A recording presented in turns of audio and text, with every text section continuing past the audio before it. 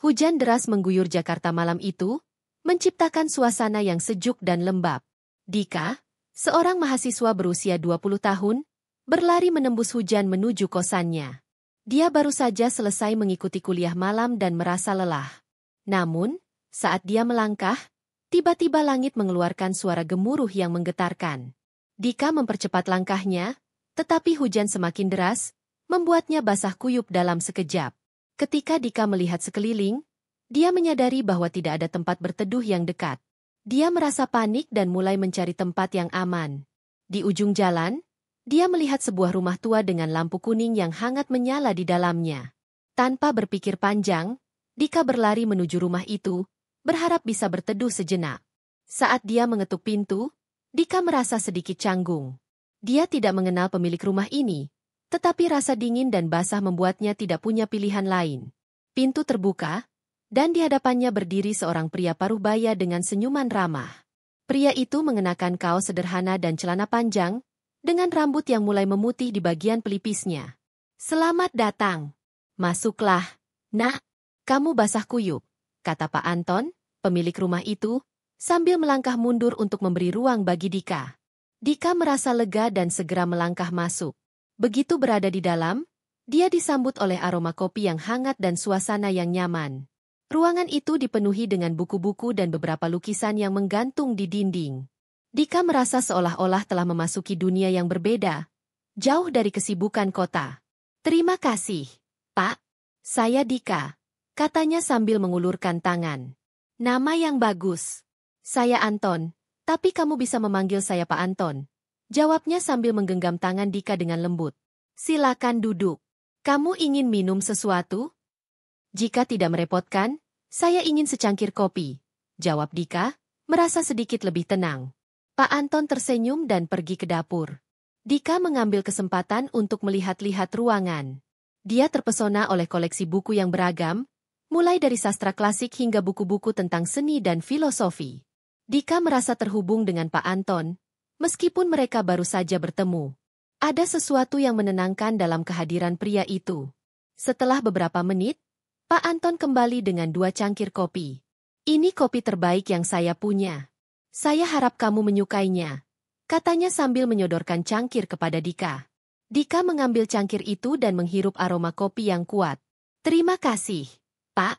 Ini enak sekali," ujarnya sambil mencicipi kopi tersebut.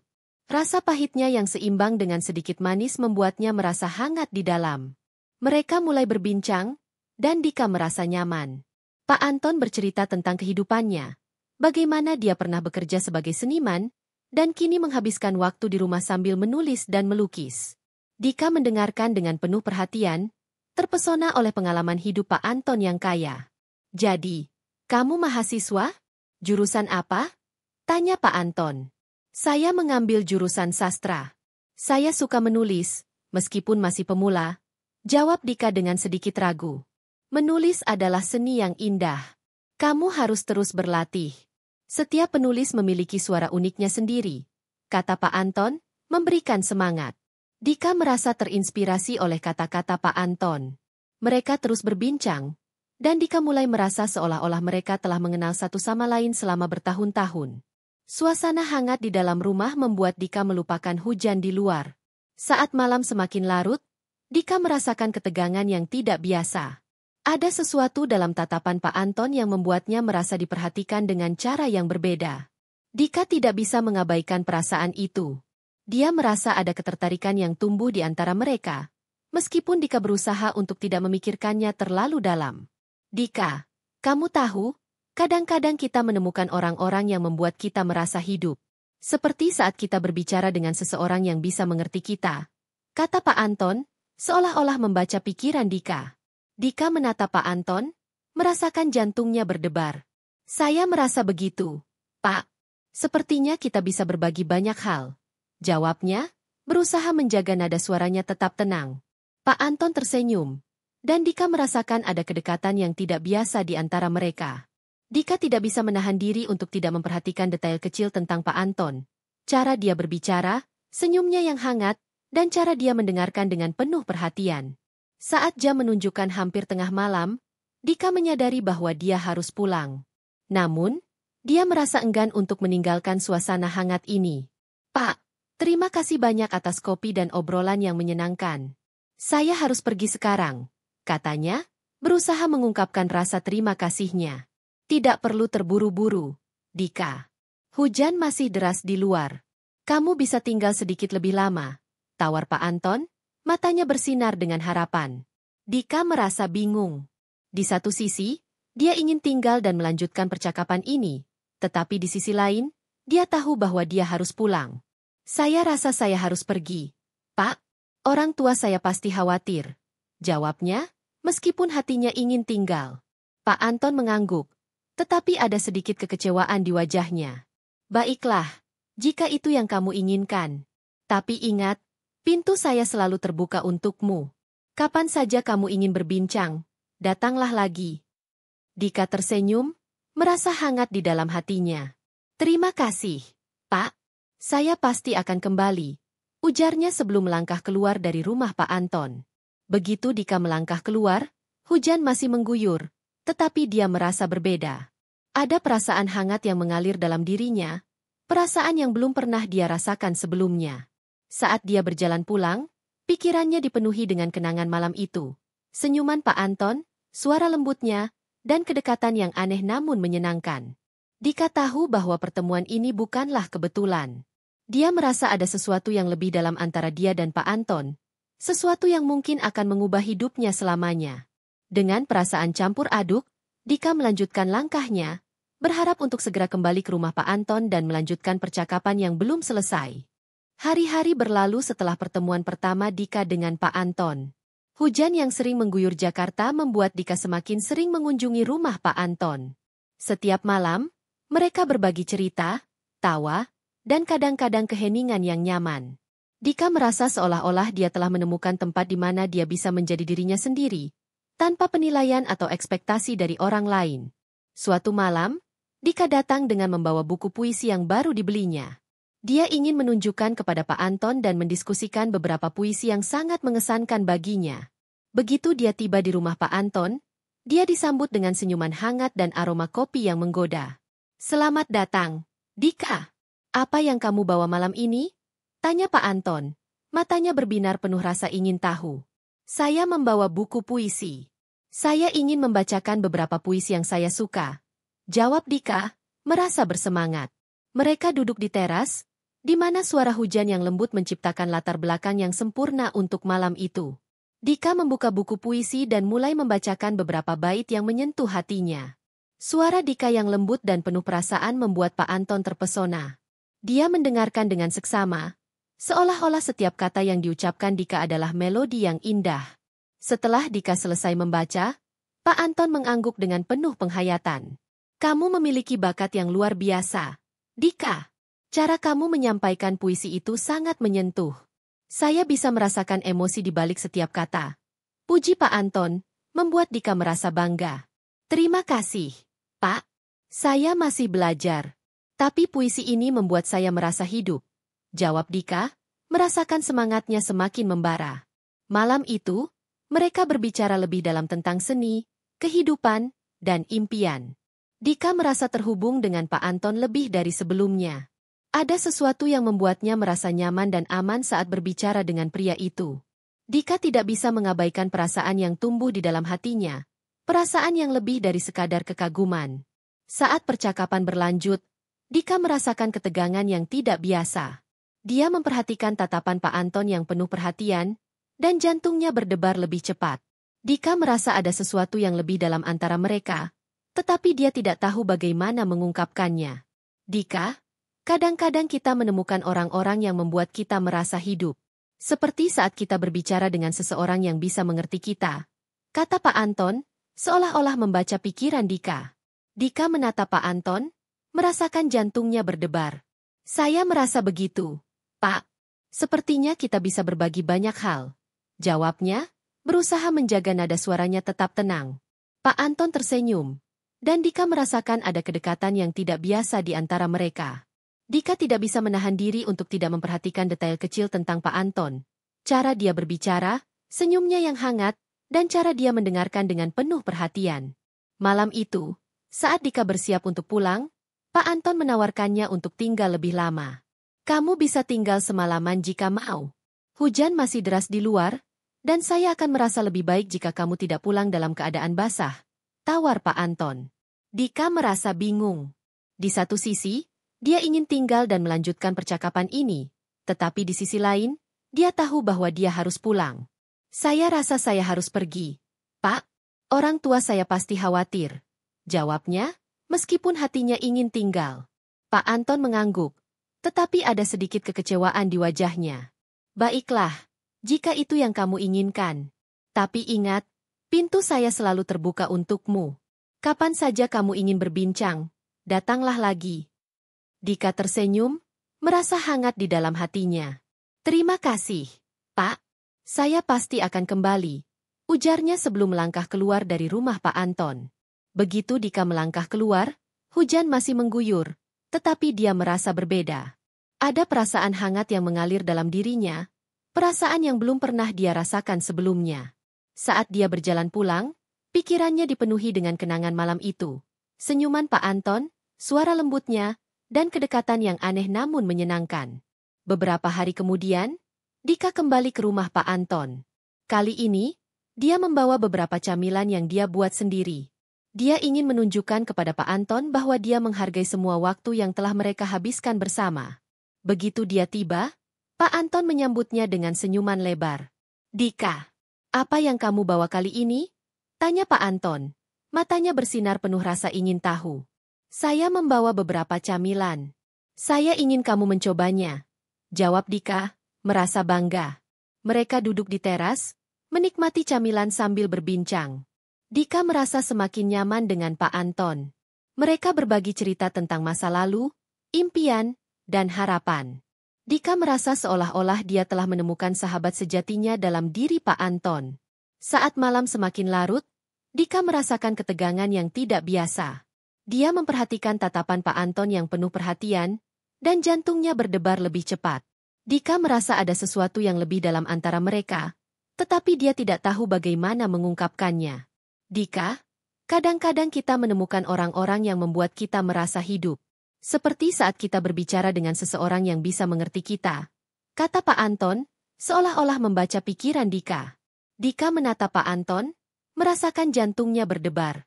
Saya merasa begitu, Pak. Sepertinya kita bisa berbagi banyak hal. Jawabnya, berusaha menjaga nada suaranya tetap tenang. Pak Anton tersenyum, dan Dika merasakan ada kedekatan yang tidak biasa di antara mereka. Dika tidak bisa menahan diri untuk tidak memperhatikan detail kecil tentang Pak Anton. Cara dia berbicara, senyumnya yang hangat, dan cara dia mendengarkan dengan penuh perhatian. Malam itu, saat Dika bersiap untuk pulang, Pak Anton menawarkannya untuk tinggal lebih lama. Kamu bisa tinggal semalaman jika mau. Hujan masih deras di luar, dan saya akan merasa lebih baik jika kamu tidak pulang dalam keadaan basah, tawar Pak Anton. Dika merasa bingung. Di satu sisi, dia ingin tinggal dan melanjutkan percakapan ini, tetapi di sisi lain, dia tahu bahwa dia harus pulang. Saya rasa saya harus pergi. Pak, orang tua saya pasti khawatir. Jawabnya, meskipun hatinya ingin tinggal. Pak Anton mengangguk, tetapi ada sedikit kekecewaan di wajahnya. Baiklah, jika itu yang kamu inginkan. Tapi ingat, pintu saya selalu terbuka untukmu. Kapan saja kamu ingin berbincang, datanglah lagi. Dika tersenyum, merasa hangat di dalam hatinya. Terima kasih, Pak.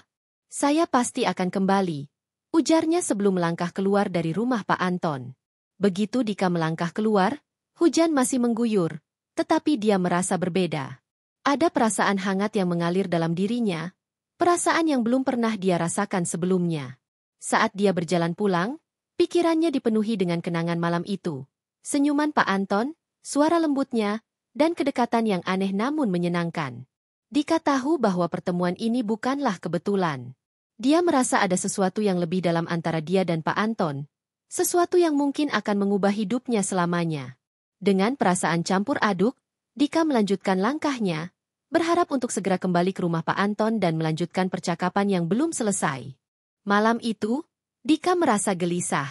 Setelah beberapa minggu menghabiskan waktu bersama Pak Anton, perasaannya semakin dalam.